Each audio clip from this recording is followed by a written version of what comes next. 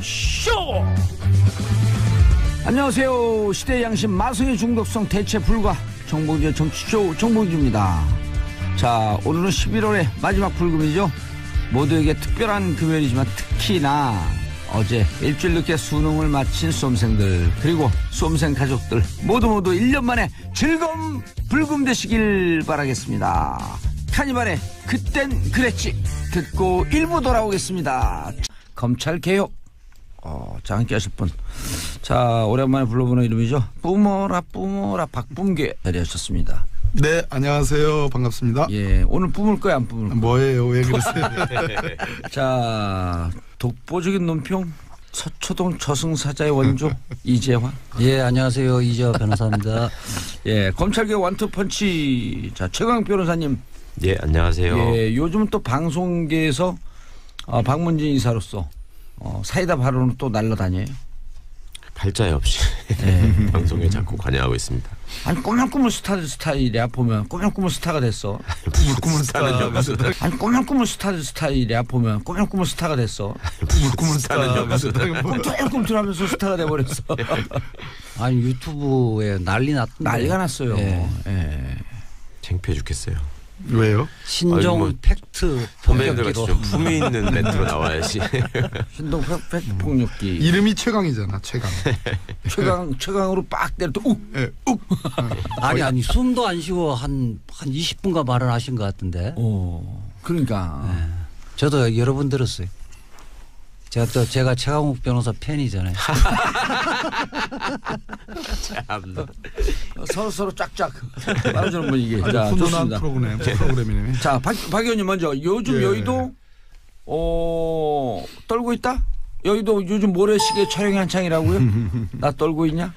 아니 특별히 여의도를 겨냥해서 하는 건 아니고요. 예. 어차피 작년 국정농단을 겪으면서 이제 적폐청산 기잖아요. 그래서 수사를 하다 보니 박근혜 국정농단이 어디 박근혜 혼자만의 일탈이겠습니까? 당시에 집권당 또 이명박 정부의 적폐라는 것이 또 그 청와대만의 일은 아니고 역시 그 당시 집권당의 문제니까 그러다 보니까 여의도로 검찰의 칼끝이 가는 거 아닌가. 그러면 그리고 그 돈 같은 거 안 받아야 되잖아요. 받았고 난리에.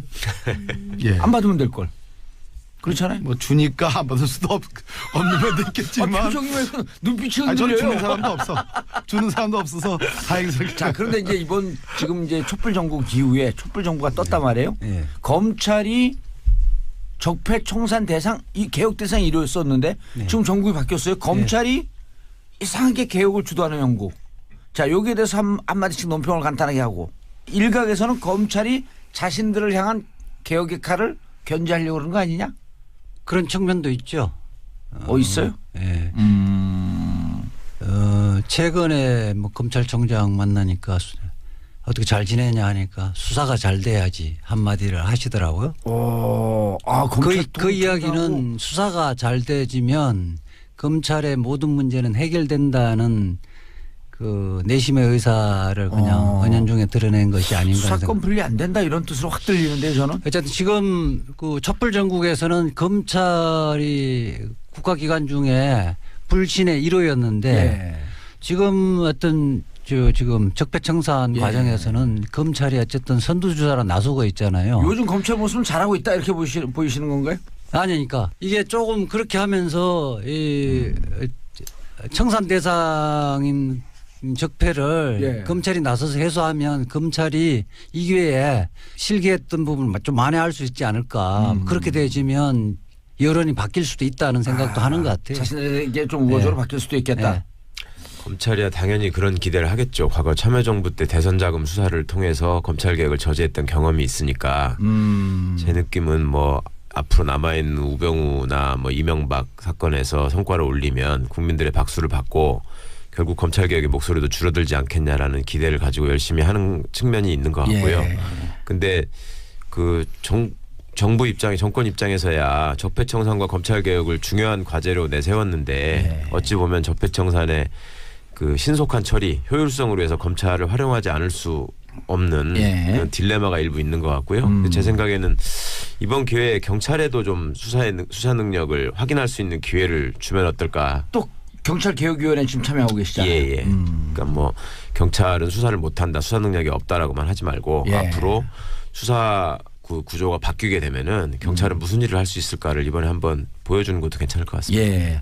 자, 박범계 의원님. 네. 문제는 검찰개혁 사정정국이 좀 길어지면 검찰개혁의 드라이브 걸어야 되는데 이게 방향을 잃어버리는 거 아니냐? 네네. 이 우려가 있는 거 아니에요? 일단 여의도로 향하는 검찰의 칼끝이 매서울수록 뭐 여야를 떠나서 국회의원들이 주눅이 드는 게 사실이죠.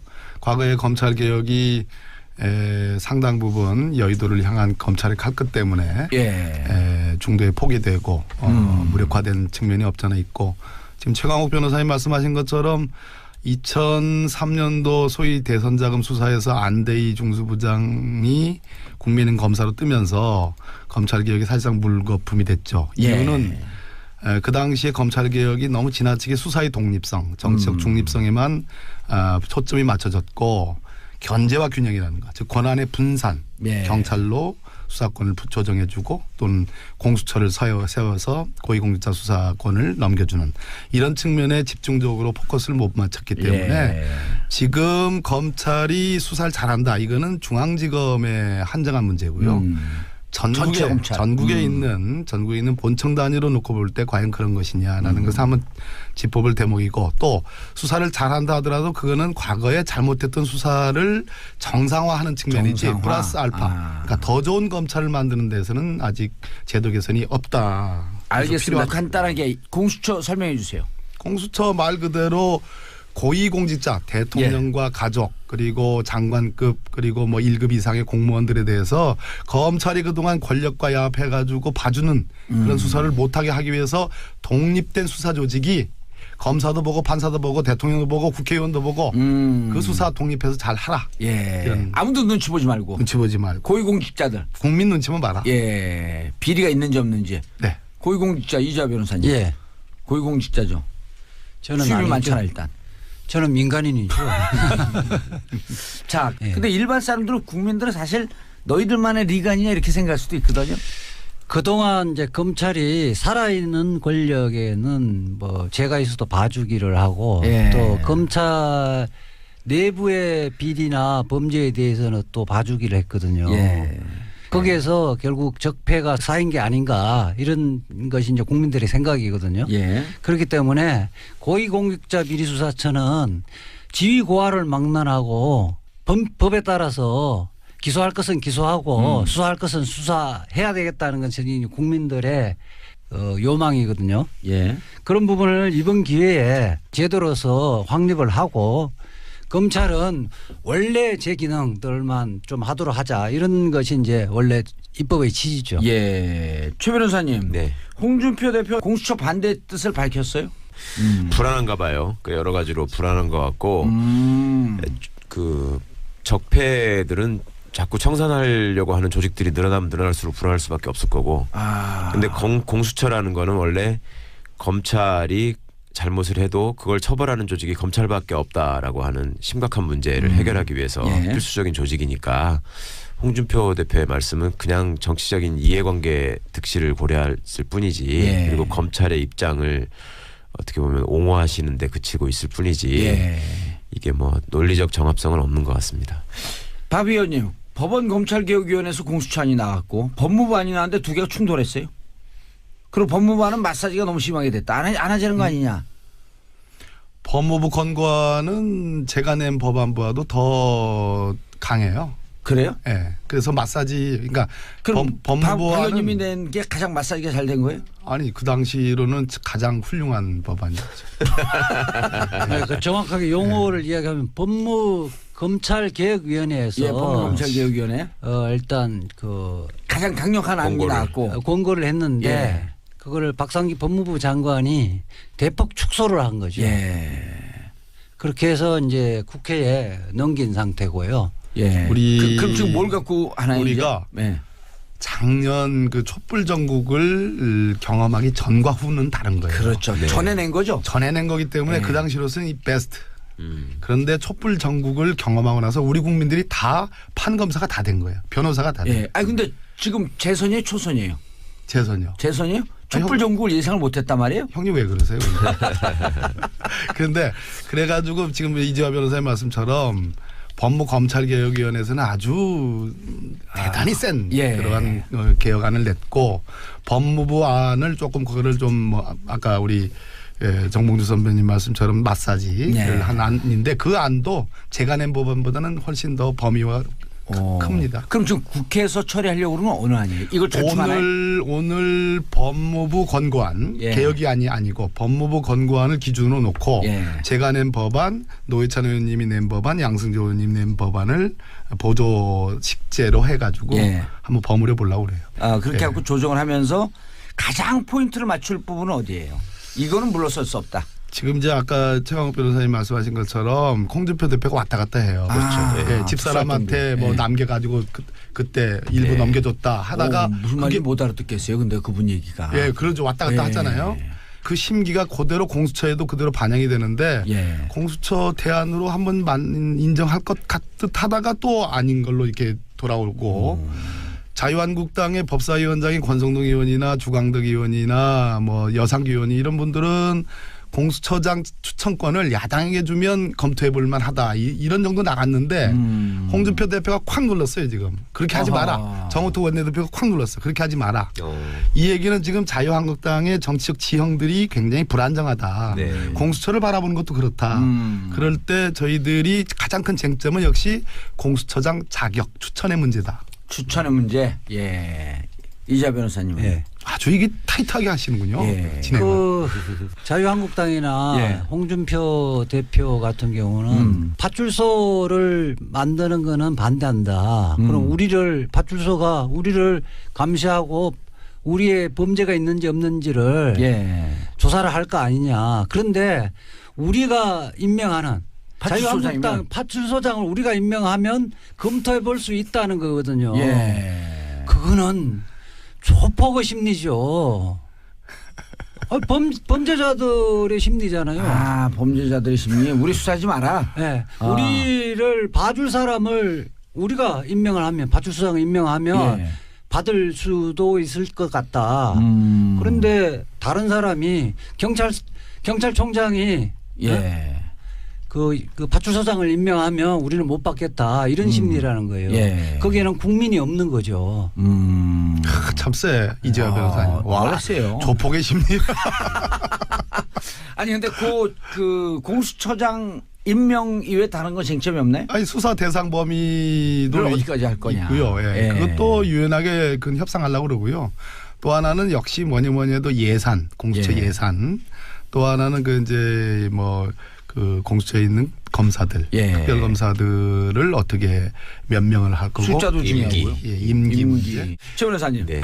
또 검사의 범죄를 어디까지 수사할 수 있느냐 또 일종의 쟁점이죠. 그러니까 애초에 법무검찰개혁위원회 권고안에는 모든 범죄를 다 할 수 있는 걸로 했다가 예. 법무부 안에는 이제 직무상 범죄하는 걸로 줄였는데 하여튼 핵심은 검찰에 관한 그 수사권을 어떻게 그 설계해서 갖고 가느냐를 국민 입장에서는 중요하게 봐야 될 것 같고요. 예. 그다음에 그 수장 문제에 대해서는 아무래도 정치권에서는 이제 그게 쟁점이 되실 수밖에 없겠죠. 법안의 협상이라고 하는 것이 결국 야당을 보고 가야 되니까. 그러니까요. 그러니까 그 점에 대해서는 뭐 과거에 참여정부의 제도 설계나 이런 거에 관여하셨던 박범계 선배님이 계시니까 잘 하시겠죠.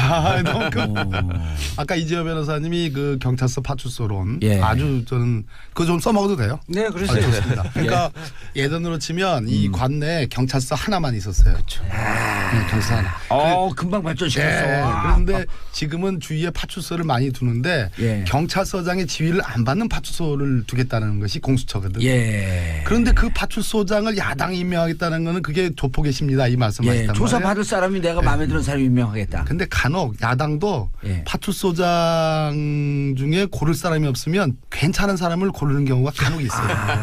왜냐하면 우리가 지난번 박근혜 특검 때 국정농단 특검 때 우리 저 민주당이 야당이 제일 야당이죠. 예. 우리가 추천한 특검이 된 게 아니고 국민의당이 추천한 특검 박영수 특검이 됐었거든요. 박영수 특검이죠. 그래서 너무 그렇게 그 이재화 변호사님은 뭐 민변 출이시니까 예. 뭐 당연히 하실 말씀이지만 정치인의 입장에서 볼 때는 그래도 결국은 중립적인 인사로 모아질 수가 알겠습니다. 있다. 검찰 개혁이 이렇게 중요하고 어려운 거를 예. 이렇게 재밌게 쉽게 얘기하는 프로그램 이름이 없어요. 뭐라고요? 정봉주의 정치쇼. 네, 광고 듣고 오겠습니다. 정봉주의 정치쇼 2부 들어가겠습니다. 자, 이름하여 최전방 쇼 검찰 개혁 전격 점검하는 하는 시간입니다. 자, 박봉계 의원님, 이재화 변호사님, 최강 변호사님 함께하고 계시고요. 세 분이 있으면 이분들이 그냥 법무부 들어가면 다 할 텐데. 한 분은 민정, 한 분은 법무장관, 한 분은 정무. 그냥 다 임명하고 그냥 대한민국 끝나는데. 최강 변호사는 국방부 장관 가고 싶어요? 아니요. 아니 원하면 써내요 일단 내가 저는 KBO 사무총장 하고 싶어요. 야구 좀 열심히 볼게요. 야구 좋아하세요? 그럼요. 야구는 우리 그 방송 녹화를 하면서도 야구를 보고 해요. 아니 그럴 때 쓰는 말이 있어. 만만의 콩떡이라고. 조국 수석도 야구 왕인데. 특별감찰관이 딱 저기면 내가 보니까. 그러면 자 일부에서 우리가 검찰 개혁 얘기했는데 자 원론적인 질문. 검찰이 뭐가 그렇게 문제예요? 왜 그렇게 검찰 개혁을 못해서 난리지? 그러니까 대부분의 수사는 경찰이 하거든요. 예. 한 90%를 하는데 경찰이 수사를 하면서 필요한 그 계좌 추적을 해야 되겠다. 예. 영장 청구를 해서 돈 거래를 좀 봐야 되겠다 하면 검사와 관련돼 있거나 고위공직자인데 자기가 봐주고 싶은 사람은 영장을 법원에 청구조차도 안 합니다. 그리고 이미 객관적으로 와서 기소를 할 수 있는 수준으로 경찰이 수사를 해놨는데 기소를 안 해버리는 거예요. 검찰이 기소권, 영장 청구권, 수사권, 수사 종결권 이런 것들 다 한 손에 움켜쥐고 있기 때문에 그러니까 이걸 또 견제하는 기구가 없어요. 최 변호사님, 예. 실제로 검찰이 정치검찰, 부패검찰 이렇게 얘기하는데 그렇게 많아요? 비율로 따지면야 그런 일을 하는 사람이 그렇게 많다고 볼 수는 없죠. 당연히 소수인데 예. 문제는 그 소수가 좋은 자리를 차지하고 또 나름 그 검찰의 위상을 보여주는 식으로 국민들에게 보여지기 때문에 다른 검사들이 은연중에 그거를 선망하고 자기도 그거에 따라간단 말이죠. 그러니까 많은 영화에서 이제 검사라는 캐릭터가 굉장히 부정적으로 묘사되는 이유가 그간의 권력형 비리나 권력형 범죄에 있어서 시쳇말로 진짜 권력의 개로서만 활동을 하지 시민을 위한 감시견으로서 활동한 적이 없다. 예. 이제 그런 점 때문에 검찰 개혁이 당연히 구시대 청산의 제1과제가 되지 않았겠습니까? 권력의 개가 뭐 비하는 말이 아니고 검찰 내부에서 그런 용어를 써요. 가장 저는 검찰이 망가진 것은 역시 박근혜 국정농단 4년 동안이다. 이명박 때는요? 이명박 때 당연히 문제가 있었죠. 그래서 검찰 내부의 검사들의 비리는 언제나 있어 왔고 두 번째 그거를 더 넘어서서 이명박 때의 그 국정원의 국정농단을 박근혜 때 검찰이 우병우 사단이 결국 봐준 거란 말이에요. 그렇죠. 봐준 거에서 넘어서서 이걸 말아먹는다고 하는데 말아먹는 걸 넘어서서 이제는 증거를 조작하기에 이르렀다. 검사들이 파견 나가가지고. 이거는 법치주의가 끝이에요. 이건 안 돼요. 이런 검찰은 안 돼요. 근데 책상 두드리지 마세요. 소리 들려 자꾸. 네, 제가 흥분하면 흥분하면 뿜고 그다음에 책상 두들기고 참으려고 하는데. 자, 그런데 이제 화요일 날 회의를 하셨다 그랬단 말이에요. 그 쟁점 순서를 하나 둘 셋 정리를 해야 될 거 아니에요. 이건 절대 물러날 수 없다. 그리고 요거 갖고는 어쨌든 야당인데 바른정당은 어때요, 입장이? 바른정당은 내용적으로는 검찰 공수처 필요하다. 라고 얘기하는데. 근데 절차적으로 오신환 의원님만 우리한테 절차적으로 참여하면 지금 세월호 특조위법이 있거든요. 국회 본회의 바로 상정이 돼요. 마찬가지로 오신환 의원님만 우리한테 참여를 하면은 소위 패스트 트랙이라고 해가지고 6개월 뒤면은 이것을 쇼부가 안 좋은 신속 말이지. 처리한건. 신속 처리 6개월 뒤에 6개월 뒤면 승부를 낼 수가 있어요. 그래서 설사 자유한국당이 반대를 하더라도 바른정당만 참여하면 되는데 그런 절차적 참여에 대해서는 아직 미적미적돼요. 오신환 의원 주장은 기소권은 빼자는 거잖아요. 오신환 의원은 이제 수사기소 분리론자인데 네. 그래도 야당 추천권이라든지 조금 더 손만 보면 법안 내용에는 동의한다. 네. 그러나 절차적으로 신속 처리한 건에는 아직은 주저하고 있다. 예, 알겠습니다. 이재화 변호사님, 예. 요즘 지금 이제 국회에서 진행되는 사항도 다 파악하고 계실 거고 또 면면도 입장이 있을 거고 그래서 요 정도 선에서는 또 개인적으로 법무 검찰에 빨대도 많고 정보도 다 취합하고 있고 어느 정도 선에서 이게 타협이 돼야 될 것 같다. 저는 사실은 그 법무부 안이 사실은 그게 여야가 타협할 수 있는 마지노선 안을 이제 국회에 제안을 미리 해버린 셈이라고 패를 미리 까봤다. 그렇죠. 그러니까 원래가 이제 그 법무검찰개혁위원회가 검사도 50명 하고 수사 범위도 중앙 공무원 같은 경우는 상급 2급 이상이었거든요. 근데 뭐 대상도 지금 장차관은 정무직으로 한정시켜 놨잖아요. 예. 그리고 이제 그 우선 수사권 문제도 사실은 뭐 통보 제도도 검찰에서 수사를 하다가 공수처 수사 대상인 범죄가 발견되면 통보하도록 돼 있는데 통보 제도도 없앴거든요. 그렇죠. 이런 부분들이 이제 여야가 뭐 요구하면서 최종 합의할 수 있는 최저선에까지 후퇴를 해버렸던 거거든요. 그러니까 특히 이제 뭐 공수처장 같은 경우도 굉장히 합리적으로 봐요. 대상 국실장 다 빼고 또 문제 아니에요. 예, 그리고 공수처장도 원래 추천위원회에서 2명 추천하면 대통령이 그 중에 1명을 뽑는 것이 아니라 2명 추천한 것을 사람 중에 국회의장이 교수단체하고 협의해서 1명만 대통령이 추천하거든요. 사실상 대통령이 그 형식적 결정만 찍는 거고 형식적인 국회에서 임명권만 임명한 갖고 거죠. 있거든요.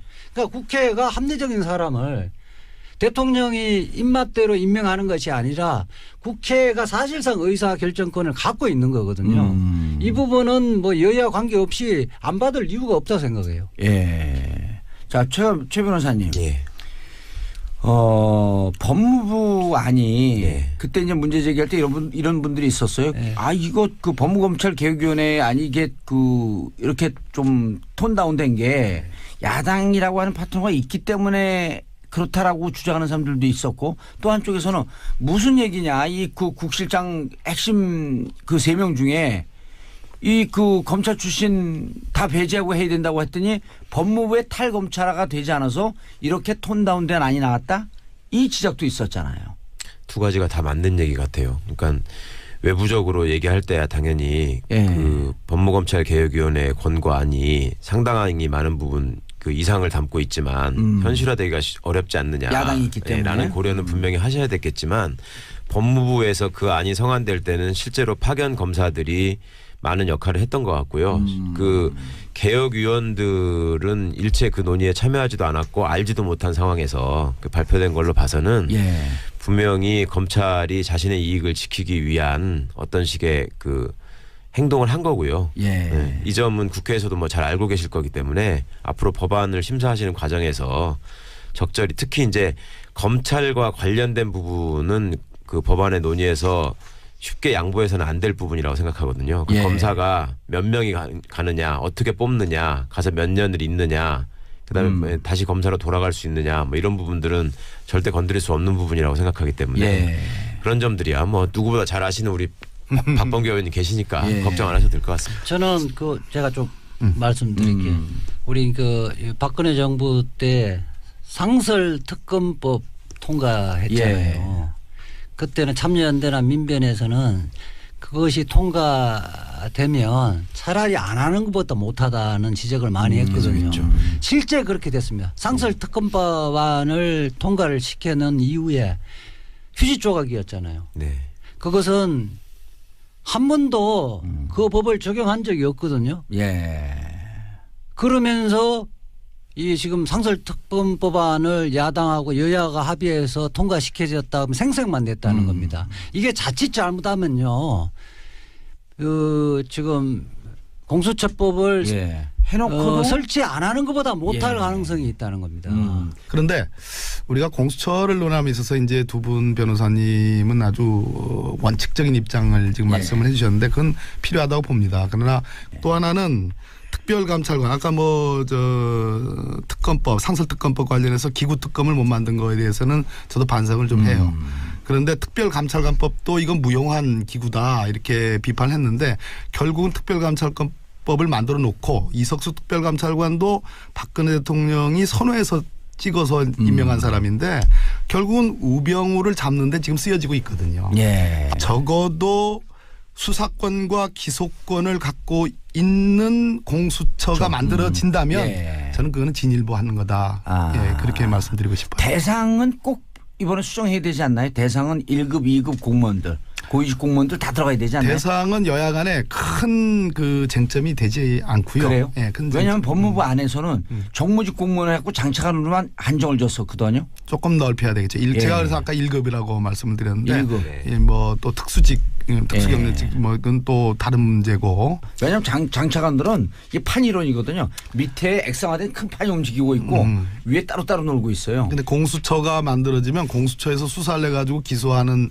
범위가 어디까지냐, 실적이 어디까지냐라는 것보다 더 중요한 소위 매기 효과라는 게 있어요. 매기 효과.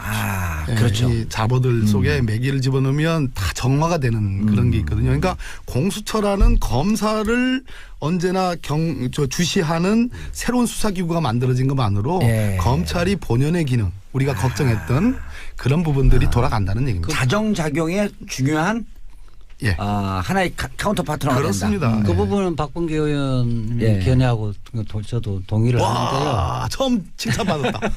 저기 헌법재판소 우리 87년 헌법 체계에서 처음으로 도입됐잖아요. 처음에는 원래 그 헌법 기능이 대법원에 다 같이 있었잖아요. 대법원에서 제 기능을 전혀 못했는데 헌법재판소가 지금 한 30년 굴러가면서 우리 국민들의 헌법을 이해하기 시작됐던 거고 국민의 기본권이 그만큼 보장됐던 겁니다.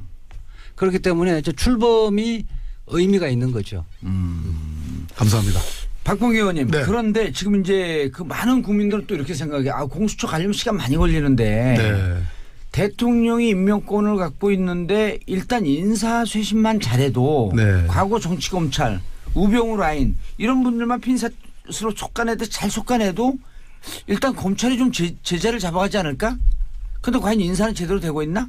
이런 궁금증이 있거든요. 아시다시피 대통령이 5월 10일 날 취임을 하셨잖아요. 그런 다음에 그 뭐 전격적인 윤석열 지검장을 포함해서 전격적인 일부 검찰 인사를 했고 그다음에 정기 인사를 이제 지난 9월 달에 한 셈인데요. 아무래도 모자란 부분이 있습니다. 비판을 받을 정도는 아니지만 충분히 이 많은 어떤 인사상의 여러 정보들이 확인되지 않은 상태에서 있었던 인사라는 그러한 비판이 있는 것이 사실이고 그런 측면을 수정을 해야 된다고 저도 개인적으로 생각을 합니다. 특히 최근에 문무일 검찰총장이 소집했던 검사장들 회의에서 지금의 서울중앙지검 적폐 수사를 마치 하명 수사로 포장하고 거기에 대해서 뭐 정치적 사건에 검찰이 앞장선다 이런 표현을 했던 검사장들의 인식에는 저는 동의하기 어렵다고 봅니다. 최강욱 변호사님 돌발 주문. 우병우 관련돼서 그 요즘 영장 기각된다는 얘기 계속 나오는데 왜 그래요? 그거는 그 판사도 우병우 라인이 있나? 그렇게까지 보기는 좀 어려울 것 같고 그 판사들의 인식 자체가 지금 시민들의 수준을 따라가지 못하고 있다는 게 저는 판사 출신 아니에요, 박범계 의원님? 판사 출신 때도 시민의 의식을 못 쫓아왔어요? 그러니까 제가 못 쫓아가지고 나왔잖아요. 그래서 국회를 한 거예요? 노무현 대통령 지지를 선언하고. 아니 근데 오민석 판사, 권순원 판사가 올 2월에 임명됐어요. 그때 알바끼다라고 하는 이런 우려가 있었거든요. 글쎄 뭐 그 정기 인사 때 영장 전담 판사로 간 거니까 그것까지 알박기라고 표현하는 건 좀 지나친 것 같고 단지 그 영장 발부의 요건 중에 범죄 중대성이라는 것이 추가가 됐거든요. 형사소송법에.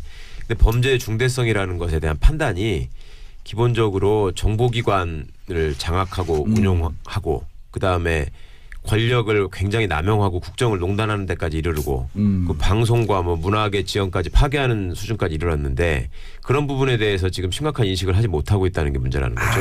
영장 전담 판사가 예.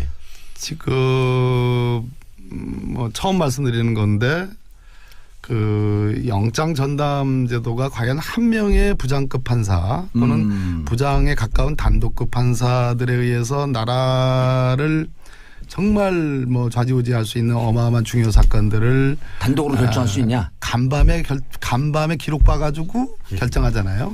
이 구조에 대한 근본적인 회의가 있고 두 번째는 지금 영장전담 판사 세 분은 공교롭게도 두 분은 같은 동기고 세 분 다 창원지법에 함께 근무했던 분들이에요. 이 세 분 다가. 그러면 우리가 아까 제가 말씀드렸듯이 한 분에 의하지 않고 합의부로 운영할 필요가 있는데 설사 지금처럼 각각 그 사건을 하더라도 서로 성격을 달리하는 그래서 재청구가 되면 좀 성격이 다른 판사님으로부터 다른 시각으로 다시 판단을 받아볼 필요가 있는데 이분들이 뭐 같다는 얘기는 아닙니다. 완전히 같다는 얘기는 아니지만 어찌됐든 동기고 창원지법에 함께 근무한 분들이라 혹시 그런 것들이 서로 다른 잣대로 봐야 될 그런 사안에서 너무 같은 색깔로 같은 잣대로 보는 거 아니냐는 우려가 있을 수 있기 때문에 저는 세 분 영장 판사님들이 국민의 그런 우려를 유념을 해줄 필요가 있다 이런 말씀드립니다. 왜냐하면 앞으로 신세질 일이 많거든. 국민의 입장에서. 왜냐하면 사람이 하는 일이기 때문에 우병우 영장 다시 재청구되면 판사님들 잘 결정해 주셔야죠. 예. 저는 그 지금 영장 전담 판사가 서울중앙지검은 3명이 있잖아요. 일반인에 대한 범죄하고 사회적 신분이 있는 사회적 신분이 있는 뭐 이제 재벌 그룹 총수라든지 권력을 갖고 있던 사람들에 대한 범죄에 대해서 영장 발부할 때 이중잣대를 갖고 있는 게 아닌가 하는 계속 꾸준하게 제가 1년 동안 의심을 갖고 있었어요. 그 범죄가 중대하면 사실상 특별한 사유가 없으면 도주의 의뢰나 증거인멸의 우려가 있는 거거든요. 그렇죠. 일단 지금 오래 사니까 증거 지금 인멸 하려고 그럴 거 아니에요. 국정원장의 국고손실죄 같은 경우는 특별한 것이 없으면 뭐 약간 자수 강경 사유가 없으면 10년 이상의 형에 처하는 아주 중대한 범죄거든요. 그렇죠. 특가법상의 제5조 국고손실. 사실은 또 뭐 그런 문제가 생기거든요. 그리고 그만큼 권력을 갖고 있기 때문에 관련자들의 진술을 회유할 수 있고 증거를 조작할 수도 충분히 있는 거거든요.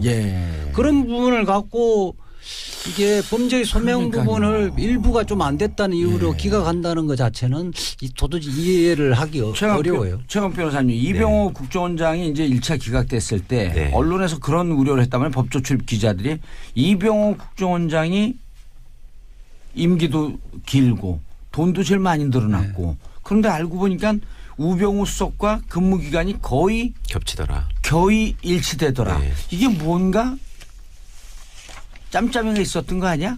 하는 이런 느낌인데 그게 어떻게 그 부장판사까지 영향을 미치는. 그러니까 뭐 근무 기간이 겹쳤으니까 우병우 영향권의 범위에 있는 거 아니냐라고 하는 것도 좀 지나친 추측인 것 같고요. 아니 근데 이상하잖아요. 이상하긴 하죠. 이상하긴 한데 그 국정원장 셋 중에 그 사람 하나만 왜 빼놨는지는 모르겠는데 아마도 판사의 심리 중에는 그런 게 있거든요. 법정에 와가지고 태도가 좋고 그다음에 거기 가가지고 이병호 씨 같은 경우에만 유일하게 일종의 자백을 한 거잖아요. 검찰에서 계속 부인하다가. 그러니까 이 사람은 이제 거기서까지 얘기를 했으니 굳이 붙잡아둘 필요가 없지 않느냐. 그리고 한편으로는 검찰의 수사를 법원이 조금은 견제해줘야 되는 거 아니냐 하는 뭐 그런 생각에서 했던 것 같은데 너무 무리하게 치고 들어오는 것 같다. 네, 동의하기는 어렵습니다. 아니 근데 구속영장 발부하는 사건에 90% 이상이 자백한 사건입니다. 그렇죠. 자백한 사건이고 사안이 중대한 건데 이게 더군다나 이병호 전 국정원장 같은 경우는 수사기관에서는 계속 부인하다가 법정에 와서 자백을 한 거거든요. 이거는 사실은 말하자면 이게 구속영장 발부했어야 된다. 더 발부했어요. 재청구할 거 아니에요. 그러니까 그럼에도 불구하고 최근에 예를 들어서 이제 국정원에 파견 나간 뭐 검사들에 대해서 다 영장이 발부됐죠. 그 증거 조작했던 국정원 직원들까지 포함해서. 그래서 대체로는 제가 보는 현재에서는 영장은 잘 나오고 있어요. 예. 다만 영장 판사님들이 아까 범죄의 중대성, 증거인멸, 도망 우려 이런 형사소송법, 범죄 소명 예. 이런 형사소송법상의 영장 발부 사유 외의 다른 사유를 추가하지 않았으면 좋겠어요.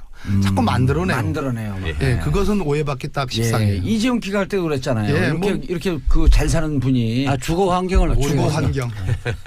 그렇게 알겠습니다. 재벌 총수가 자, 어떻게 세 분이 공히 검찰 개혁의 골든 타임에 돌입했다. 동의하시나요? 예. 동의합니다. 알겠습니다. 골든 타임에 대해서 광고 듣고 계속하겠습니다. 순서 들어가겠습니다. 원래 2부에서 끝내야 되는데 오늘 내용이 너무 깊게 들어왔어. 재밌어.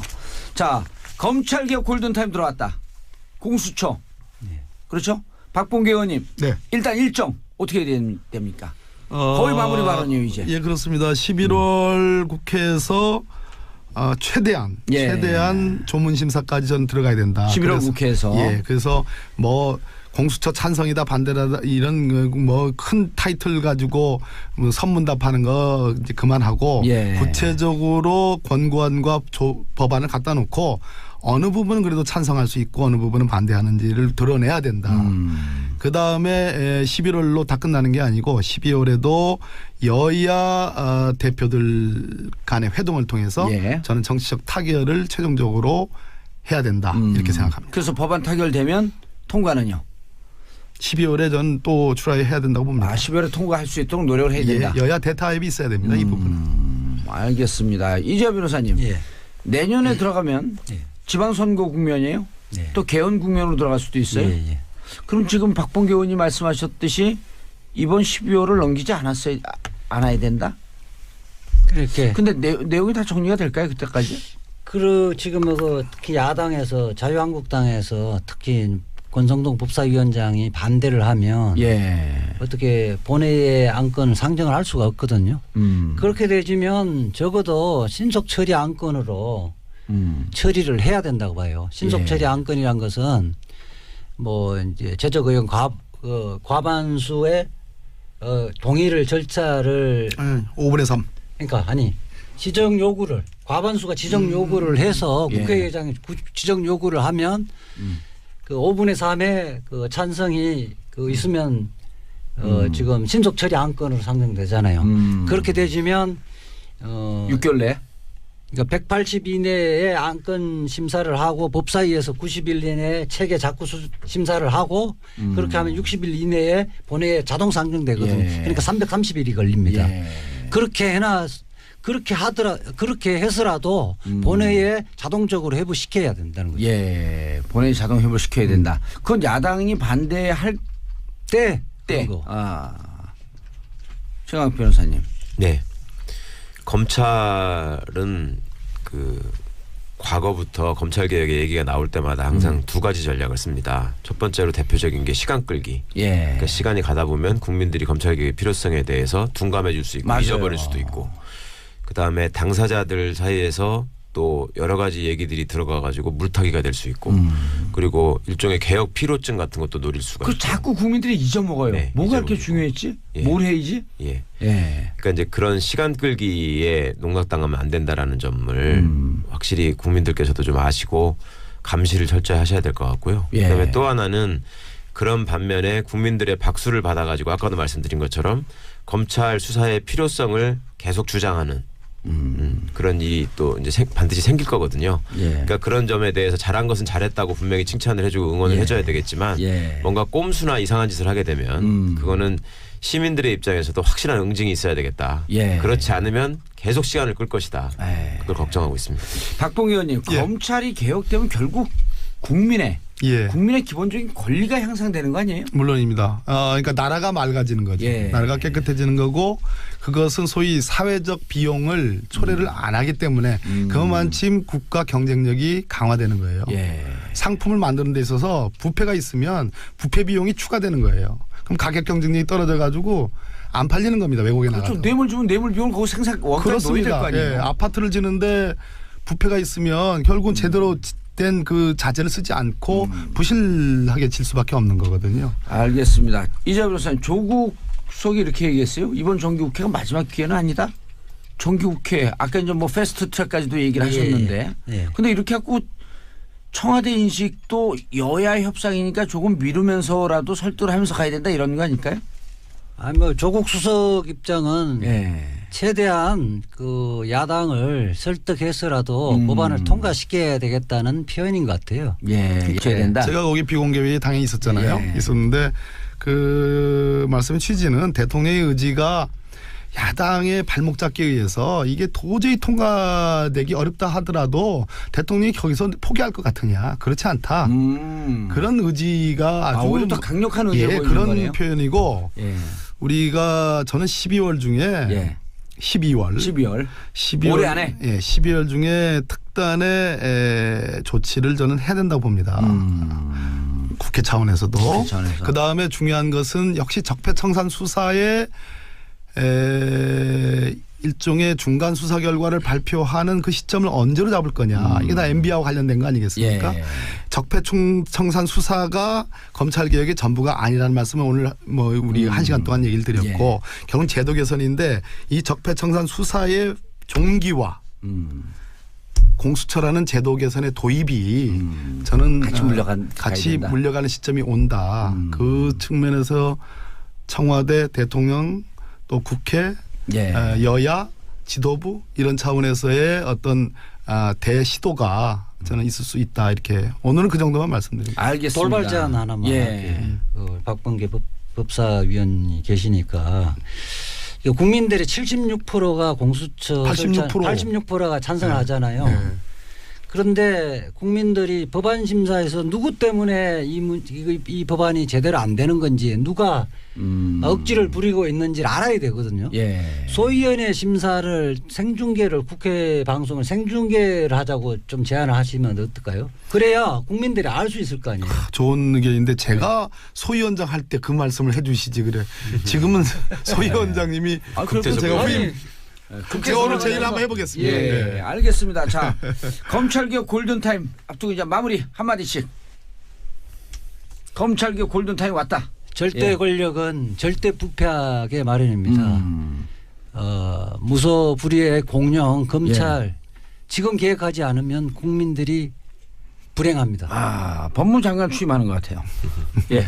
적폐청산이라고 하는 거는 모든 권력기관을 시민의 눈치를 보고 시민에게 복종하는 기관으로 만드는데 그 핵심이 있습니다. 그 과정에서 과거에 가장 많은 문제를 일으켰던 검찰을 어떻게 제대로 된 모습으로 바꿔내느냐, 어떻게 괴물에서 탈피하게 할 것이냐가 굉장히 중요하니까 끝까지 관심을 잃지 않으셨으면 좋겠습니다. 예, 알겠습니다. 마지막 박범계 의원님. 예, 결국 이제 공수처라는 유종의 미를 거둘 수 있느냐 없느냐의 문제인데 그건 국민 여러분들에게 달려 있습니다. 내년 지방선거가 치러지고 만약에 이것이 12월 또는 내년 1월에 이 법안이 통과되지 않으면 왜 통과되지 않는가에 대한 그 국민 여러분들의 따끔한 질책 그것이 저는 지방선거의 결정으로 저는 다가온다고 생각을 하거든요. 그런 측면에서 야당이 무조건 반대만 할 수는 없을 것이다. 알겠습니다. 그렇게 생각합니다. 자, 공수처 설치 검찰개혁 골든타임에 대해서 말씀 나눠봤습니다. 박범계 민주당 의원님, 이자 변호사님, 최강 변호사님 감사합니다. 네, 인사주고요. 감사합니다. 3부 순서 들어가겠습니다. 3부가 아니죠. 3부 중간 순서 들어가겠습니다. 자, 처음 시작하는 프로 봉주르 식탐. 봉주르 식탐. 김치. 김치 갖고 있는 정치 사회학적 의미, 대한민국 국민으로 살기가 힘들어 이런 것까지 생각하고 살아야 되니까.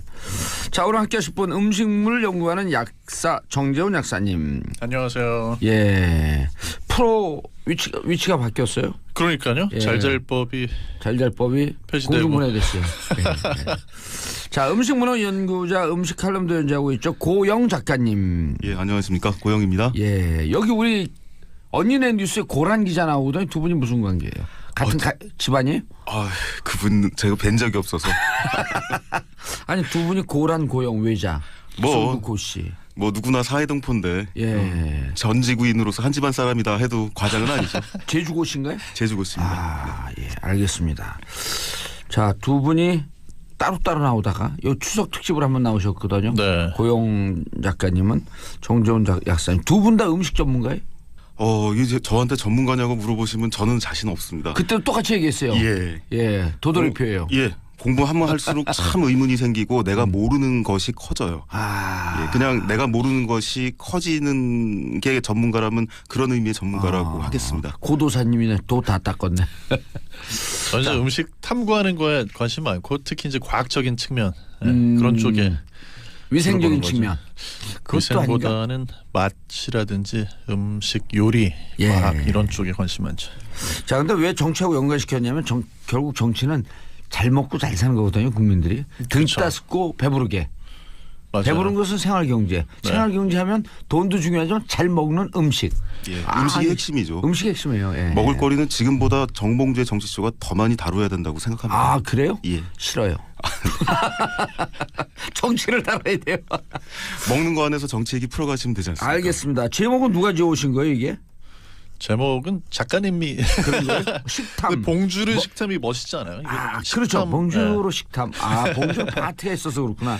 먹을식 탐괄탐. 그렇죠. 그러니까 저 원래 식탐하면 먹는 음식에 대한 욕심으로 생각하시는데 그게 근데 아니고. 이거는 먹는 것을 탐구하자. 네. 좋습니다. 앞에 또 봉주르가 붙었으니까. 인사까지 하면서. 그래서 정말 맛있게 먹으려면 생각하면서 먹어야 돼요. 생각하면서 먹을 때만 그 맛, 제맛이 다가오거든요, 나한테. 보통 근데 생각하면서 먹으면 체하지 않나요? 아니, 안 체해요. 생각하면서 먹어서 맛있게 먹고 사는 모습을 정재훈 선생님이 잘 보여주고 있죠. 그래요? 생각하면서 먹으면 체할 것 같은데. 근데 맛을 음미하면서 사실 또 배가 불러야지 생각을 할 수 있는 거니까. 알겠습니다. 김장에도 정치적 의미가 있다. 오늘 김장 김치 주제가 소재가 뭐예요? 그러니까 김장 김치인데요. 사실 우리가 이제 정치하고 먹을 것하고 밀접한 연관이 있는 게 선거 때가 되면 정치인들이 전부 뭐 하나 이렇게 손에 음식을 먹거나 아니면 이제 겨울철 같으면 김장 김치 하는 데가 가지고 이렇게 하거나. 음식을 가지고 그걸 매개로 해서 우리도 이렇게 소탈하다. 정치인들이 먹는 거는요 많이 없어요. 딱 알려드릴게요. 정해져 있어요. 시장 가갖고 젓갈 하나 먹든지 김치 길게 해서 하나 먹든지 아니면 오뎅집 가고 어묵 먹든지 떡볶이 먹든지. 왜냐하면 이게 가장 서민적이니까. 서민적일 뿐만 아니라 이제 김장을 우리가 생각을 해보면 한겨울 내에 김장을 잘해서 그 겨울을 나고 봄을 맞게 되지 않습니까?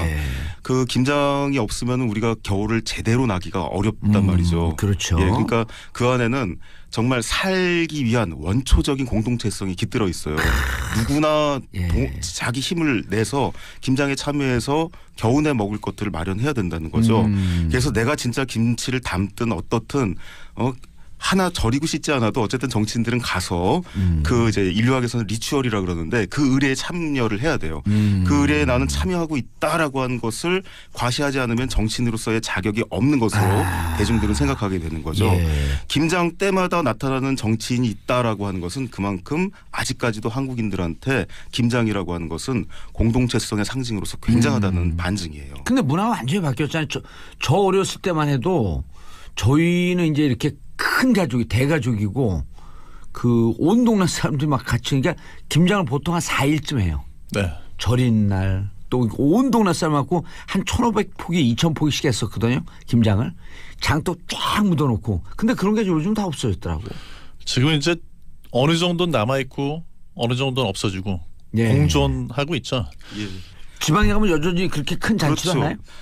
그런 것들은 이제 지역마다 골목마다 아직 남아 있는 데도 있고요. 지금 말씀하신 것처럼 많이 그 실제 모습이 없어진 것도 있지만은 공동으로 해서 나눠 갖고 가고 그러잖아요. 그렇게 하잖아요. 그러니까 내가 혼자서 하기 힘들 경우에는 왜 한 집안에 모여서 다 모여서 큰아버지 댁에 가거나 아니면 넓은 마당이 있는 이모네 가서 해서 나눠 가거나 그런 모습으로 나눠 있고.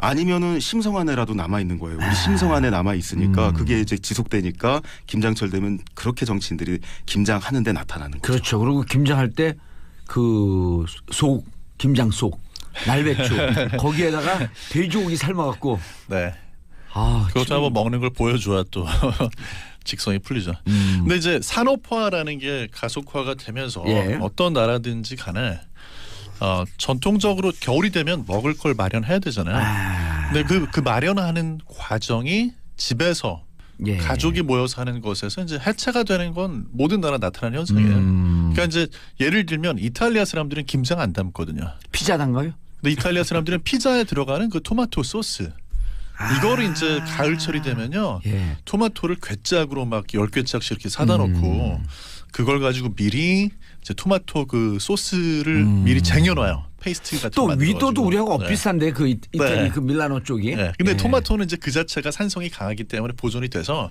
굳이 김장 담그듯이 발효를 시키진 않아도 되거든요. 근데 이탈리아 역시 그런 걸 집에서 전부 만들던 그런 문화에서 예. 지금은 이제 뭐 마트 가면 통조림 캔 있잖아요.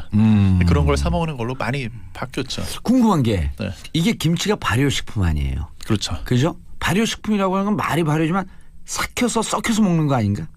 어떻게? 그러니까 이제 김치도 그렇고 모든 발효식품은 상하는 것하고 그다음에 발효하고 그건 되게 애매모호한 경계에 있거든요. 발효식품들이 각 나라마다 많아요? 많죠. 우리가 좀 더 많이 먹는 거야 아니면 다 많아요? 발효는 전 세계적인 식문화라고 보시는 게 맞을 것 같아요. 네. 그런 가운데 우리가 그 발효 중에서 김치는 예. 독특한 발효를 하지 않습니까? 김치는 신맛이 강하긴 하죠. 발효됨에 따라서 더 신맛이 강하지만 그 신맛이 찌르는 신맛은 아니에요.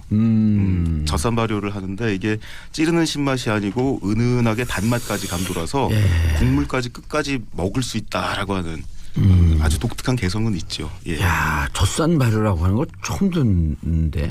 근데 뭐 김치나 요구르트나 할 것 없이 젖산 발효인데요. 예. 원리는 아주 간단하게 먼저 유익한 균 중에서 그 젖산균이라고 하는 이 친구들이 먼저 이제 뭐 배추에 있는 영양소를 먹고 발효를 시켜서 젖산 또는 우리가 예전에 유산이라고 했던 이 산을 만들어내면 그 산 때문에 다른 유해한 균들이 자라기 되게 어렵게 돼요. 예. 네, 그런 원리에서 이제 저장식품이 만들어지는 거죠. 근데 이제 그 요즘 김치 냉장고도 많아졌어요. 네. 그래서 이제 김치를 때때 뭐 굳이 뭐 김장해갖고 담글 필요는 없다고 얘기하는 사람들이 많은데 요 철이 지금 이제 배추가 나오는데 물론 배추가 나오고 여름 배추도 나오고 그러잖아요. 그 하우스 배추도 나오고 근데 요 지금 가을 막 이 철이 배추가 제일 맛있는 철이라고 하는 얘기들도 하던데. 예, 그런 점도 저는 일리가 있는 설명이라고 생각합니다. 이철에 그러니까 실제로 우리가 관능적으로 딱 평가를 해보면은 이철 배추 맛있죠. 맛있어요. 예, 그리고 이제 그 제철이라고 했을 적에 사실 통배추 김치가 정말 맛있을 때가 이즈음이고 그러니까 김장김치라고 했을 적에 아무래도 통배추 김치를 먼저 떠올리게 되는 거는 예, 사람의 그냥 감각이 이끌어가는 길이라고 저는 생각을 해요. 그 날씨가 추워지면요. 예. 그런 채소가 더 맛있어집니다. 왜 그러냐면 땅이 온도가 내려가면 그 안에서 얼어버리면 안 되잖아요. 얼기 바로 직전까지 가잖아요. 그렇죠. 그러니까 어는 걸 막기 위해서 부동액을 만들어야 되는데 부동액 쓸 게 없으니까 이런 식물들은 자기들이 가지고 있던 전분을 당으로 바꿔서 그러니까 당이 더 많아지니까 맛을 딱 봤을 때 더 달아지는 거예요. 네. 그 부동액을 더 말하자면은 더 상대적으로 더 갖추고 있는 게 오늘날 우리 한국 사람들이 선호하는 그 통배추예요. 통배추. 예. 그래갖고 지금 시기에는 배추가 거의 단맛이 날 정도로 네. 고향이 어디세요? 저는 서울이요. 서울 사람입니다. 그럼 저걸 모르시겠네. 그 배추전 경상북도에서 먹는. 그래도 또 친구들 덕분에 또는 저 어머니 덕분에 배추전 충분히 경험이 있죠. 그냥 아무 맛도 안 하고 밀가루 이렇게 살 해갖고 배추를 이 붙이는 거예요 전처럼. 맞습니다. 정말 맛있죠. 정말 맛있어요. 근데 이 철에 맛있잖아요. 말씀하신 그 부동액이 잔뜩 있고 그 굉장히 몸체가 두꺼워지죠. 그놈에다가 살짝 전분 묻히죠. 기름 살짝 닿았죠. 얼마나 맛있습니까? 서로가 서로한테 맛을 딱 끌어올리기 좋은 조건으로 최적화돼 있어요. 막걸리 한잔 하면. 정말 그러고 싶네요. 진짜 맛있어요. 근데 김장과 김치가 다르다? 이게 무슨 얘기예요? 뭐 예를 들면 김장 그러면은 우리는 지금 김치 자꾸 김치 생각하지만 담그는 거 아니에요? 아까 지금 말씀을 하시다가 잠깐 이제 이탈리아 예를 들어주셨는데요. 김장이라고 하는 거는 생각해 보면 겨울나기 음식이다 이렇게 생각하면 되겠죠. 겨울나기 음식이다. 예, 전 세계적으로 보면 이탈리아 사람들은 말하자면 토마토를 쟁이려고 할 테고요. 치즈는 안 쟁이나요? 치즈도 쟁이죠. 목주권에서는 주로 햄. 그다음에 소세지 이런 것들을 보다 더 많이 마련하고 헝가리 같은 데는 사슴 소세지 같은 게 김장이에요. 그다음에 북유럽 바다로 올라가면은 대구를 갖다가 소금에 절이거나 해풍에 말리거나 또 훈제를 하려고 노력을 하죠. 그걸 김장이라고 하고 예, 그다음에 또 각종 나무를 말려서 준비를 하는 것도 월동을 위해서 나무를 말리는 것들도 중국이라든가 일본이라든가 한국에 다 있죠. 예. 있는데 그 가운데서 아주 독특한 음식으로 김장의 아주 독특한 형태로 김치라고 하는 게 이제 한국에는 큰 개성으로 남아 있는 거예요. 겨울 음식을 준비한다. 그럼 그걸 김장으로 이해하면 되는 건가요, 그럼?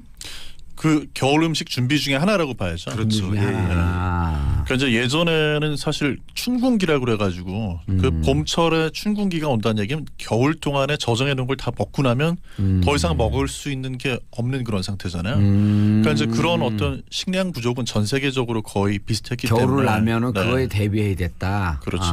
네. 지금 김치가 이제 유엔에 우리 고유 음식으로 등록이 돼 있죠. 그건 조금 다른데 예. 지금 사실은 세계문화유산으로 지정된 거는 사실 김장 문화예요. 김장 김치 문화. 자체가 아니라 김장 문화. 김치도 예. 태국인가 어디에서 유엔 무슨 관련 그 회의가 열렸을 때 한 7, 8년 전인가요? 거긴 김치로 도전을 했고 우린 김치로 도전해서 김치가 이겼다라고 하는 기사를 얼핏 본 적이 있는데. 이거 아마 코덱스 말씀하시는 것 같은데요. 예. 2001년에 그 국제식품규격 코덱스라고 하는 것에 배추김치가 등록이 됐거든요. 예. 아마 그걸 말씀하시는 것 같아요. 그때 예. 일본은 김치도 도전을 했나요? 그러니까 이제 국제적으로 이것이 김치다라고 할 때는 김치를 김치라고 해야지 김치, 그러니까 샐러드 종류, 피클 종류 말고 김치라고 하는 것은 김치 공유의 영역이 있다라고 하는 걸 확인을 하는 거죠. 코덱스라고 코덱스요. 하는, 예. 국제식품 규격이 김치가 우리 전통 음식 맞나요? 전통 식품이죠. 그렇죠. 네. 예. 왜냐하면 어떤 기사를 봤더니 김치가 우리나라에서 지금 먹는 형태의 김치가 만들어진 것은 18세기쯤이다. 물론 그렇긴 한데요. 예. 우리가 지금 익히 상상하고 감각하고 있는 김치의 그 출현 이런 네. 것들은 뭐 18세기라고 할 수 있겠지만 사실은 긴 역사에서 아까 얘기한 것처럼 채소를 절여서 젖산 발효까지 생각하는 그 채소절임은 예. 여러 가지 증거로 봤을 적에 약 한 3,000년 이상 이어져 내려오고 있어요. 그러니까 이렇게 통배추에 고춧가루 넣는 그 형태. 예, 그 형태도 있었어요. 그 형태는 뭐 18세기 정도에 아마 출현을 했을 거라고 짐작을 하지만 그보다 또 원형이 되는 것들의 그 흐름이 면면하게 있는 거죠. 그래서 우리가 지금 먹고 있는 음식이 역사가 100년 남짓한 그런 것들이 많거든요. 그래서 뭐 이게 전통 음식인데 뭐 100년 전에는 안 먹었다는데 이런 식으로 해서 김치가 또 전통 음식이 아니라고 하는 분들이 계신데 전통에 대해서 우리가 제대로 짚고 넘어갈 필요가 있는 게 전통이라는 건 살아서 움직이고 계속 변화를 하는 거지. 1000년 전, 2000년 전에 굳어져 가지고 안 움직이는 그런 게 전통이 아니거든요. 예. 전통이라고 하는 것을 확인하는 거는 오늘날의 서민 대중이 내 일상 안에서 그것을 만들어 가고 있느냐예요. 그렇게 해서 내일 물려줄 유산을 만들어낼 때만 전통이란 말을 쓸 수 있고 가치 있는 전통이 태어납니다. 고착되면 그다음부터는 전통은 없어요. 어떤 것이 끊임없이 변화 발전하는 그렇죠. 예. 정통 하나를 세워놓고 거기에 가까우면 전통 아니면 비전통 이렇게 말할 수 없는 것이 문화고 음식입니다. 알겠습니다. 그럼 과거에 우리 김치 있던 모습은 시기에 맞게 계속 변화 발전해 나가고. 네, 맞습니다. 다만 전통적으로 배추를 절임이냐 뭐 이런 몇 가지 원칙만. 예, 기본 원리가 그 안에 있는데 제가 파악할 때 중요한 것은 그 독특한 신맛. 그 단순한 신맛? 절임에서 지나서 독특한 신맛을 그 독특한 신맛이라고 하는 것은 한국의 자연에서 얻은 수많은 부재료를 가지고 개성 있는 채소 음식을 만들어낸 것, 저장 채소 음식을 만들어낸 것에서 찾아야 된다고 생각합니다. 예, 알겠습니다. 오늘 재밌네요. 네, 이거 봉주로 식탐. 광고 듣고 4부 들어가겠습니다. 자, 모처럼 시작한 코너죠. 봉주로 식탐. 음식을 연구하는 약사 정재원 약사님, 음식문화연구자 고영 작가님과 함께하고 있습니다.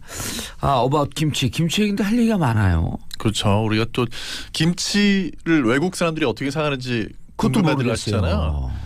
근데 매운맛을 생각하시기 쉬운데 사실 외국 사람들이 김치 묘사할 때 꼭 나오는 단어 중에 하나가 펀젠트하다고 그래가지고 냄새가 강렬한 거 있잖아요. 냄새가 너무 세다 이런 얘기 많이 나요. 발효 음식은 사실 그 강렬한 냄새가 특징이죠. 근데 이 냄새라는 건 또 사람한테 어떤 기억을 이렇게 자극하는 그런 요소가 있어가지고 또 입맛을 돋구기도 하고. 냄새를 가지고 우리가 사람을 나누잖아요. 그래서 유럽에서 독일 사람들은 사워크라우트라고 해서 독일식 그 양배추 김치죠. 이제 그걸 먹는 사람들. 또 프랑스 사람들은 치즈 너무 많이 먹어서 치즈 냄새 나는 사람들 이런 식으로 냄새를 가지고 사람을 구분하기도 하고 가끔가다 이제 우리나라 사람들 비하할 때도 왜 김치 먹는 사람들. 그런데 지금 김치 전에는 비행기 타면요 한 뭐 10여 년쯤 내가 이렇게 비행기 기내 음식에서 김치를 냄새 안 나게끔 특수하게 이렇게 좀 만들어 갖고 나오다가 요즘 그냥 냄새나는 있는 그대로 나오더라고요. 그래서 김치 냄새에 대한 다른 나라 사람들의 거부감 이런 게 좀 없어지지 않았나 하는 생각도 들고.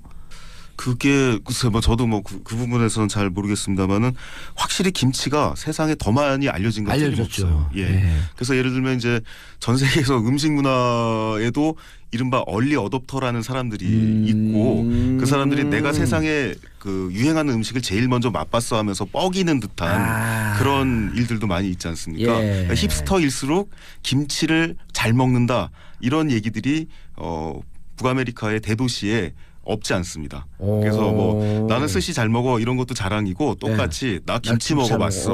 그런데 순 한국식으로 먹어봤어. 나는 김치 먹어봤어. 예, 뭐 이런 식인 거예요. 그러니까 너희가 말하는 거는 너희는 피클 정도 먹어보고 김치라고 하지만 나는 김치 먹어본 사람이야. 내가 얼리 어댑터야. 뭐 이런 것들이 존재해요. 그러니까 요새는 외국 신문에 심지어 김치 조리법 같은 게 실려요. 그래요? 네, 그래서 영국의 어떤 신문에는 이제 김치를 본인이 영국 스타일로 만들었다고 해가지고 이제 적양배추 이런 걸로 만들어 놓고 이름을 붙였어요. 거기 김치 대신에 영국식이니까 이제 브릿지다 이렇게 해가지고 조리법을 실어놓은 그런 것도 봤습니다. 정재훈 약사님. 그런데 저만 그런지 제가 방송에 진행을 하기가 힘든 게 김치 얘기하니까 자꾸 침이 돌아요. 저도 지금 돌아요. 그렇죠. 그 신맛 때문에 그래요. 신맛에 대한 몸이 익숙해져 있어갖고. 그러니까 이제 신맛이 있으면은 입에 더 침이 돌거든요. 예. 네, 그래서 김치 하면 딱 신맛이 생각이 나니까 아마 그래서 더 침이 도는 그런. 이건 자연스러운 반응인가요? 이렇게 침 돌고 그런 게? 네. 김치의 신맛이 참 재밌는 게 또 하나는 김치처럼 이렇게 시큼하게 절인 채소는요. 가열을 해도 아삭아삭하죠. 그것도 이제 신맛 때문에 그래요. 그 식초 성분. 맞아요. 김치찌개 해놓으면. 김치찌개는 아삭아삭한 거 있고 배추는 그렇지 않잖아요. 생배추를 국을 끓이면 금방 흐물흐물해지는데 이제 김치의 유기산 성분이 배추의 세포벽을 좀 더 단단하게 만들어주기 때문에 저런 건 어떻게 돼요? 예를 들어 외국에서 들어오는 김치를 갖고 감자탕이나 부대찌개를 끓이면 우리가 여기서 먹는 김치보다도 덜 아삭아삭해. 그 이유는 뭐예요? 근데 이제 그건 그 안에 그런가? 가령 유기산 성분이 많지 않아서 그럴 수 있는데요. 그거 말고 어떤 배추상의 차이점은 우리가 생각하는 것만큼 크진 않아요. 그러니까 이제 저는 이 정치쇼에서 김치에 대한 이야기를 다룬다고 그랬을 때 이 얘기는 꼭 해야 되겠다 했던 게 하나가 뭐가 있냐면요. 우리가 어떤 우리의 음식의 전통 문화라든지 가치를 논할 때 대단히 폐쇄적이에요. 그러니까 우리만 최고다라는 그런 자부심이 있는 건 물론 중요한데 지나치게 좀 우리나라 다른 나라에 대해서 유난스러워요. 그런 점에 있어서. 좀 폄하하는 게 있거든요. 근데 김치라는 것도 세계인이 즐기는 음식이 돼야 되는지 모르겠지만 세계인이 만약에 즐긴다고 한다면 다른 나라에서 각자 자기 방법대로 즐기는 거에 대해서 우리가 그걸 가치를 폄하하거나 그건 김치가 아니야라고 할 게 아니라 포용을 해줘야 되는데 아주 좀 폐쇄적인 면이 우리 문화의 폐쇄적인 면이 또 김치 문화에도 녹아 있다라는 그런 생각이 들거든요. 아까 얘기한 브릿지라든가 기무치 같은 얘기도 우리가 깊이 생각해 볼 점이 있죠. 예를 들면은 단무지는 왜곡된 거고 기무치는 또 그럼 아닙니까? 거꾸로 생각해 보면 닭광 단무지 관계, 기무치 김치 관계도 우리가 생각해 볼 필요가 있죠. 근데 그 몸을 갖다가 잘 열어줘 가지고 닭광이 단무지가 돼서 닭광이 또 더 커진 것도 있잖아요. 닭광 일본 거고 단무지는 한국 거예요? 그런 점이 있죠. 일본식 한국식이라고 이제는 또 생각까지 하지 않았습니까? 닭광 같은 경우에는 그렇게 물기 많지 않아요. 근데 저는 단무지가 더 맛있어요. 닭광보다. 그러게요. 저도요. 예, 단무지는 단무지 맛이 있고 닭광은 닭광 맛이 있고 브릿지는 브릿지 맛이 있고 기무치는 기무치 맛이 있을 거예요. 아니 아주 오래전 일이긴 하지만 그 김밥을 먹는데요. 김밥에서 그 단무지만 뺏어 먹어 일본에서 유학 온 애들이. 왜요? 맛이 없다고. 너무 맛있어서 그걸 따로 먹는 거예요. 김밥을 먹어서 그걸 따로 먹어요. 우리 단무지가 맛있다고. 단무지 얘기해도 침이 도네. 자, 그런데 사스와 김치. 뭔가 할 얘기가 있을 것 같죠. 그렇죠. 사스 때문에 사실 김치가 또 전 세계적으로 더 많이 알려졌었죠. 홍콩에 갔더니요. 사스 왔을 때 한국 상점에 와서 김치 사는데 막 수십 배로 뛰었다는 거예요. 매출량이. 그럴 수밖에 없었을 것 같아. 한국 사람들은 사스에 안 걸렸다. 김치 때문이다. 속설. 그러니까 그 가능성이 있나요? 그때 제가 캐나다 토론토에 있었고요. 사스가 이게 중국의 홍콩 뭐 이런 데서 시작이 돼가지고 토론토로도 들어왔었거든요.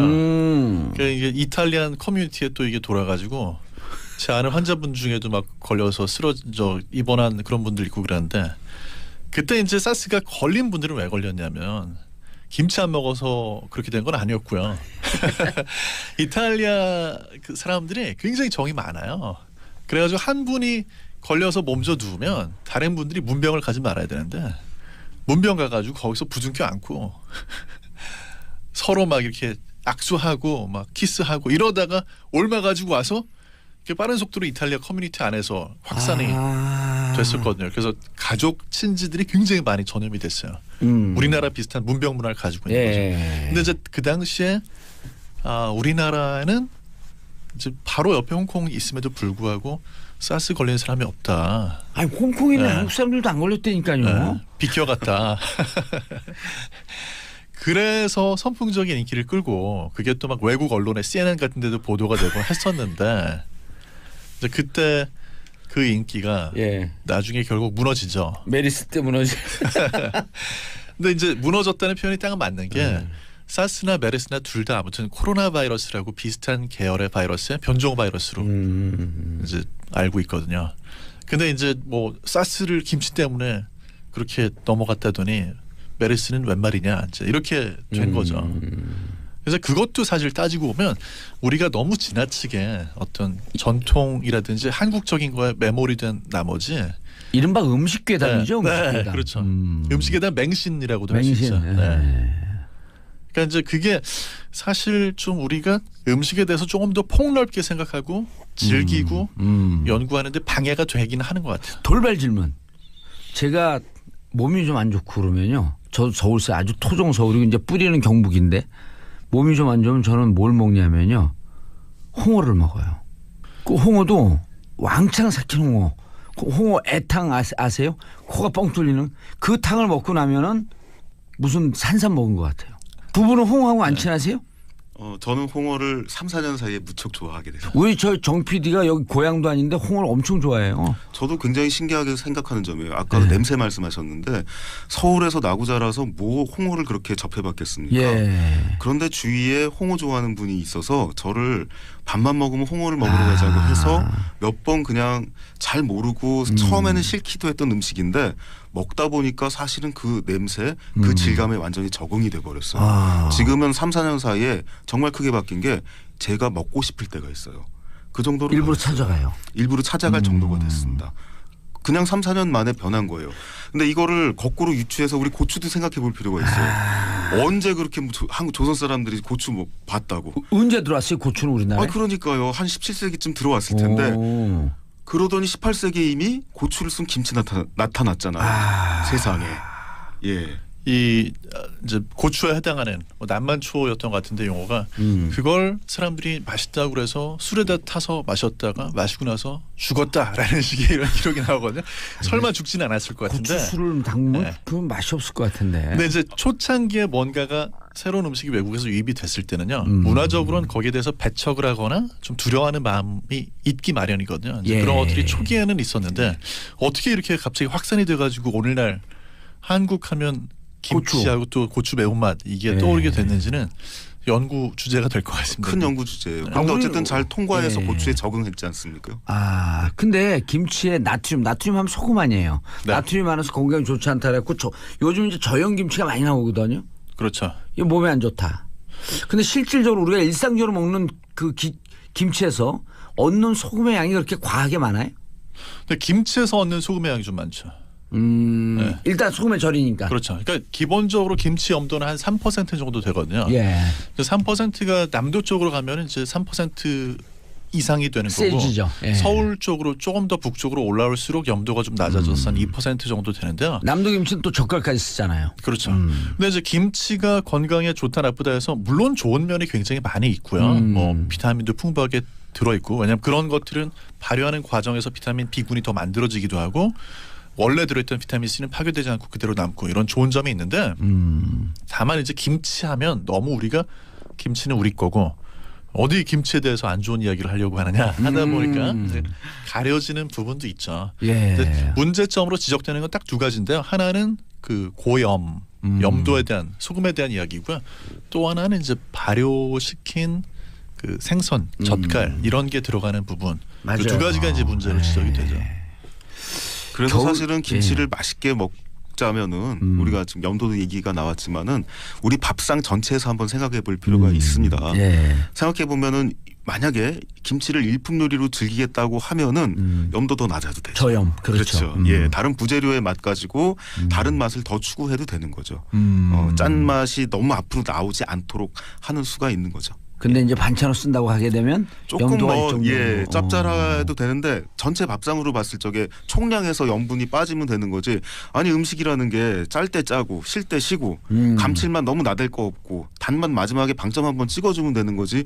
뭘 그렇게 김치 한 포기에서 다 얻으려 그래요. 그렇죠. 제자리를 찾아가자고. 맛있게 먹으면 되는 거죠. 그렇습니다. 제자리를 찾아서 맛있게 먹자. 여기까지 생각하면 더 맛있게 먹을 수 있다고 저는 생각해요. 그래서 생각하면서 먹고 싶은 거예요. 그런데 문제는 요즘은 이제 김장도 확 줄었어요. 네. 김장도 제일 직접 담그지도 않고 이제 사서 먹는 김치를 많이 먹잖아요. 문화가 바뀌어가고 있어요. 예.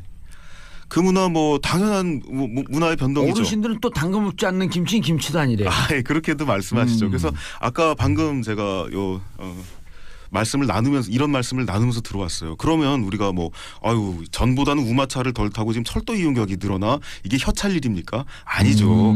생활상 변화, 문화의 변화, 사회 조건의 변화가 있는 거예요. 근데 또 한편 생각해 보면은 내가 선택할 수 있는 사 먹는 김치의 브랜드 숫자가 늘어나는 것을 내 선택의 폭이 늘어났다고 착각할 것도 없어요. 그러니까 사실은 사 먹는다고 혀를 찰 일도 없고 그 내가 해 먹는 사람의 노력을 냉소할 것도 없는 거죠. 저마다 자기가 할 수 있는 데에서 나의 김치를 찾으려고 노력을 하면 저는 된다고 생각합니다. 근데 그 사 먹는 김치 오히려 염도 이런 건 그 칼같이 따지잖아요. 그렇죠. 염도가 오히려 좀 낮아졌죠. 네. 왜냐하면 우리가 사 먹는 김치는 대부분 다 냉장 유통이 되는 것들이고 또 김치를 우리가 담아서 냉장고에 보관을 하게 되면서 염도가 많이 떨어졌고요. 김치 냉장고. 네, 또 김치 냉장고까지 쓰게 되고 그래서 그 염도가 떨어진 걸로 인해서 한국 사람들이 위암 발병률이 많이 줄어들지 않았느냐라는 그런 의견을 위암 발병률이 줄어들었어요? 그렇죠. 소금을 적게 먹으면 줄어드나요? 전보다 소금을 적게 먹는 그런 게 있고 또 하나 냉장고를 활용하게 되면서 신선한 채소를 더 많이 먹게 되죠. 그러니까 이제 김치에 들어있다고 하는 그 발암 위험성이 있다고 하는 것도 이제 나이트로소아민이라고 하는 그런 물질인데 이런 것들이 이 항산화 물질이 풍부한 채소 과일하고 함께 먹으면 조금 그 위해성이 더 많이 줄어들 거라고 그렇게 많이들 이야기를 해요. 그러니까 실제로 우리가 예전하고 비교를 한다면 예전에는 정말 겨울철에는 김장김치 말고 먹을 게 없었다고 한다면 지금은 이제 겨울철에도 채소하고 과일 많이 먹잖아요. 그런 것들이 많은 기여를 했다고 보는 건 뭐 맞죠. 대표 음식, 대한민국 대표 음식 하면 김치. 예. 그게 어떻게 대표 음식이 된 거죠? 원래 있었다가 그 오랫동안 3,000년 전서부터 뭐 굳이 이제 아주 그 먼 원류를 찾아갔을 적엔 그렇게 얘기할 수 있는데 어쨌든 제일 중요한 건 일상이에요. 일상생활 안에서 가장 많이 접하고 내가 그 과정을 아는 음식 중에 하나지 않습니까? 당연히 누구나 한마디 할 수 있는 음식이에요. 대표성을 띌 수가 있죠. 우리가 김장이 자꾸 줄어든다고 하더라도 어렸을 때 그 기억이라고 하는 건 굉장히 중요하고 지금 어디서 누군가가 하고 있기 때문에 본 것도 굉장히 커요.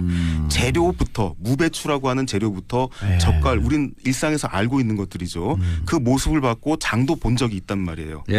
그러니까 누구나 한마디 하면서 대표성을 갖다가 부여할 수 있습니다. 예, 그렇게 되는 거예요. 대표적인 음식이라고 한다면. 아니 제가 김치 사업하겠다는 게 김치 명인이요. 하지 말래요. 대한민국 김치 사업은 망했는데요. 그러면서 이 얘기를 해요. 모든 국민이 다 전문가이기 때문에 평가를 한다는 거예요. 그냥 먹지 않고. 그래서 좋은 일 아닙니까? 그 평가 속에서 또 분명히 살아남는 어떤 상품이 있을 거예요. 그다음에 그런 상품과 내 일상 안에서 내 선택지를 새롭게 갖고 가는 사람들이 또 생길 거예요. 예. 그러니까 김치 문화를 이렇게 봐도 우리가 확실히 한국의 어떤 문화라는 게 정답 찾기가 너무 강하다는 느낌 들 때가 있거든요. 근데 김치를 놓고 봤을 때도 이게 정답 찾기를 워낙 좋아하는 사회다 보니까 점점 더 단순화되는구나 하는 걸 보게 되는 게 김치가 예전에 저희 어렸을 때 먹던 것보다 오히려 더 줄어들었죠, 종류가. 그렇죠. 그 김치 네. 양 자체가 좀 줄어들었대요. 종과 김치 양이 많이 줄었죠. 예를 들면 이제 1939년에 잡지를 보면은 김장김치를 하더라도 그냥 통배추김치 하나가 아니에요. 그 배추김치, 젖국지, 석박지, 짠지, 동치미, 깍두기, 채김치, 보쌈김치 8종류를 가지고 한 벌로 김장김치를 사고 하는 그런 문헌도 있습니다. 예. 그에 비하면은 그 종도 자꾸 단순화된 거 틀림없습니다. 한국의 대표 음식이 된 사회문화적 배경 뭐 이런 게 있을까요? 물론 이제 뭐 몇천 년의 역사 이것도 중요한데 저는 이제 지금의 어떤 그 우리나라 한국 음식 하면 대표하는 슈퍼스타 음식이 돼버렸잖아요. 예. 그거는 여러 가지 요소들이 기여를 한 것 같아요. 예를 들자면 만약에 고춧가루를 도입을 해서 그걸 김치에 적용을 시키지 않았더라면 지금처럼 김치가 그렇죠. 대단한 음식이 됐을까 하는 이제 그런 생각도 들고요.